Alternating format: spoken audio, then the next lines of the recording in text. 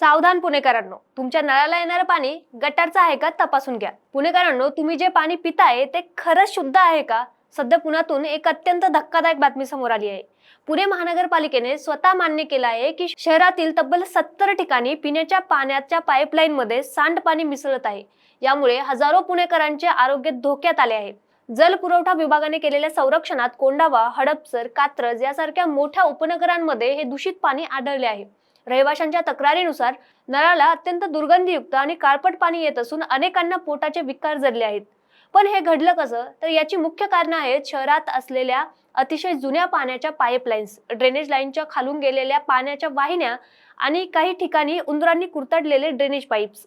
यामुळे पिण्याच्या पाण्यात सांडपाण्याचा थिरकाव होत आहे. आता यावर उपाय म्हणून पुणे महानगरपालिकेने 20 कोटी रुपयांचा निधी तातडीने मंजूर केला आहे.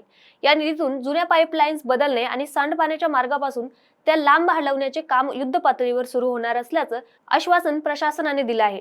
राजकीय स्तरावरही यावरून टीका होत आहे. गेल्या 4 वर्षापासून प्रशासकीय राजवटीत शहराच्या मूलभूत पायाभूत सुविधांकडे दुर्लक्ष झाल्याचा आरोप नगरसेवकांनी केला आहे.